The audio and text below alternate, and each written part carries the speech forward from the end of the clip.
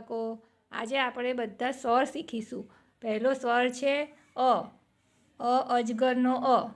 અહીંયાથી લખવાનું શરૂ કરવાનું, આમ। અજગરનો અ।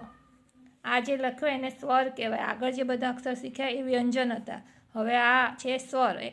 અજગરનો અ ઘૂંટવાનું અને પછી નાનો લખવાનો, આવી રીતે। અજગરનો અ।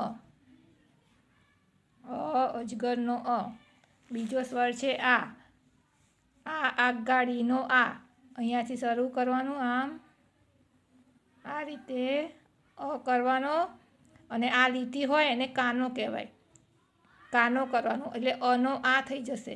આ શેનો થાય? આ આગગાડીનો આ। આ રીતે નાનો લખવાનો, બોલતા જવાનું અને લખતા જવાનું। આ આગગાડીનો આ। આ આગગાડીનો આ। પછીનો અક્ષર છે ઈ। ઈયળનો ઈ। આ રીતે શરૂ કરવાનું, અહીંયાથી નીચે જવાનું આમ, અને પછી આમ ઉપર જઈને ટર્ન કરવાનું। આને કહેવાય ઈયળનો ઈ।